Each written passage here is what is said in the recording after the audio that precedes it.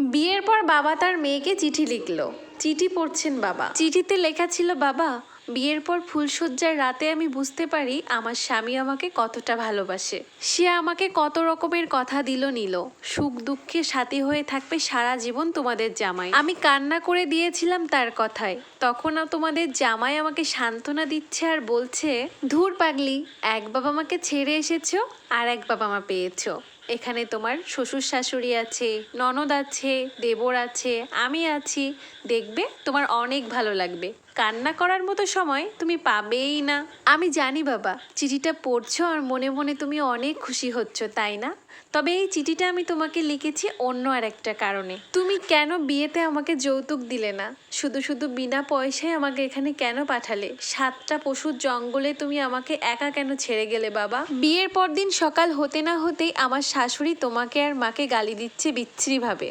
এরকম অকথ্য ভাষায় গালিগালাজ শোনার পর আমি আমার স্বামীকে যেয়ে বলি। আমার স্বামী প্রতি উত্তরে কি বলল জানো বাবা? তোমার জন্য কি এখন আমি আমার মায়ের সাথে ঝগড়া করব? ও হ্যাঁ, আরেকটা কথা বলতে ভুলে গেছি। পরদিন সকালে আমার শাশুড়ি প্রথমবারের মতো আমার গালে চড় মারল। বাবা, এই 22টা বছরে তুমি কি আমার গায়ে কখনো হাত তুলেছ? আমার মা কি আমাকে কখনো আঘাত করেছে? আমি কান্না করে করে আমার স্বামীকে বললাম। তোমার জামাই যখন সন্ধ্যা নাগাদ বাসায় ফিরলো, আমি তাকে সবকিছু খুলে বললাম। সে সবকিছু শুনে আমাকে বিচ্ছিরি ভাষায় গালিগালাজ করলো। তারপর বলল, এখন তুই কি চাস?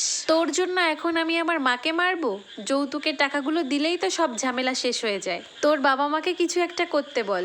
বাবা, তুমি প্লিজ কিছু একটা করো। মেয়ের বাবা চিঠি পড়ছে আর চোখ দিয়ে অনবরত জল মুছছে। একটা মাত্র মেয়ে তার, যৌতুক কোথা থেকে দেবে? কিছুই যে নেই তার। রূপবতী মেয়ে দেখেই নিয়ে গেল তারা, আর এখন তারা মেয়েটাকে মারধর করছে। মেয়েটার জন্য পরানটা ছিঁড়ে যাচ্ছে। 1 মাস পর আবারও একটা চিঠি এলো। বাবা, কতদূর কি করতে পারছো? আমি যে আর এত মায়ের সহ্য করতে পারছি না। ওরা আমাকে খুব মারে, খেতে দেয় না। শ্বশুর আমাকে নোংরা নোংরা কথা বলে, শাশুড়ি যখন তখন গায়ে হাত তোলে। আমি প্রত্যেক দিন ভালো মন্দ রান্না করি, অনেক কিছুই রান্না করি, মাছ, মাংস, ডিম, আরও কত কিছু, কিন্তু আমাকে তারা কিছুই খেতে দেয় না। বাবা শোনো, তুমি যখন যৌতুকের টাকা নিয়ে আসবে, সাথে করে আমার জন্য একটা বড় ইলিশ মাছ নিয়ে আসবে, মাংসও কিনে আনবে। আমি সব এখানে রান্না করি, কিন্তু আমার কপালে কিচ্ছু জোটে না বাবা। যখন আমি খেতে চাই, ওরা আমাকে কি বলে জানো? তোর বাপকে কিনে আনতে বল, বাপ কিনে আনলে সেটা খাইস। এত নোলা কেন তোর? ও বাবা, বাবা তুমি কবে আসবে? কতদিন হয়ে গেল তোমাকে দেখি না। বাবা, আবার আসার সময় যেন যৌতুকের টাকা আনতে ভুলে যেও না। বৃদ্ধ বাবা মা মেয়ের চিঠি পড়ছে আর বসে কাঁদছে। 2 দিন পর আবারও একটা চিঠি এলো। জানো বাবা, আজকে আমাকে ওরা 6 জন মিলে মেরেছে। আমি এই 2 দিন যাবৎ উঠোনে পড়ে আছি। ওরা কেউ আমাকে ডাকেনি। তোমার জামাই বেল্ট দিয়ে মেরেছে আমাকে, নাকে ঘুষি দিয়েছে, সেখানে রক্ত জমে গেছে। দম নিতে কষ্ট হচ্ছে আমার। দেবর আর ননদ ধরে রেখেছিল। আমার এখন আর গলা দিয়ে কোনো চিৎকার বেরোচ্ছে না বাবা। আমি কথা বলতে পারছি না। খুব কষ্ট হচ্ছে আমার। শ্বশুরবাড়িতে ভাতের থেকে মায়ের বেশি। বাবা, তুমি যত তাড়াতাড়ি পারো যৌতুকের টাকা নিয়ে চলে এসো। 20 দিন পর আবারও একটা চিঠি এলো। বাবা, হয় তুমি যৌতুকের টাকা নিয়ে এসো, না হলে আমাকে এখান থেকে নিয়ে যাও। আমি আর মায়ের সহ্য করতে পারছি না। এত কষ্ট আমি আর নিতে পারছি না। আমার সারা গায়ে রক্ত জমে গেছে। মেয়ের এই কষ্ট সহ্য করতে না পেরে বৃদ্ধ বাবা মা তাদের বসত ভিটা যে ততটুকু ছিল সবটুকু বিক্রি করে দেয় মেয়ের সুখের জন্য। আজকে যাচ্ছে মেয়ের বাড়ি, মনে তার ভীষণ আনন্দ।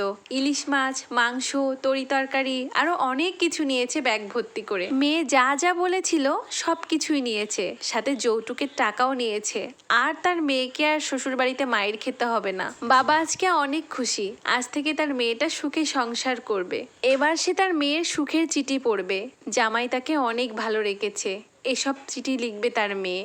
এই আনন্দ নিয়েই আজকে সে মেয়ের বাড়ি যাচ্ছে হাসতে হাসতে। বাবা মেয়ের বাড়িতে আজ উপস্থিত। 2 চোখ ভরে আজ মেয়েকে সে দেখবে। কতদিন সে তার মেয়েকে দেখে না। 2 চোখ তার খুশিতে ভরা। মেয়ের বাড়িতে এসে মেয়ের ঘরের দরজা ধাক্কা দিয়ে দেখে তার কোলে পিঠে মানুষ করে তোলা আদরের মামনি আজ সিলিং ফ্যানের সাথে দড়ি দিয়ে ঝুলে আছে। আমাদের সমাজে প্রতিনিয়ত এরকম হাজার হাজার মেয়ে এই যৌতুকের জন্য এখনো পর্যন্ত নিজের জীবন বলিদান দিয়ে যাচ্ছে। এরকম ঘটনা চারপাশে অহরহ ঘটে চলেছে।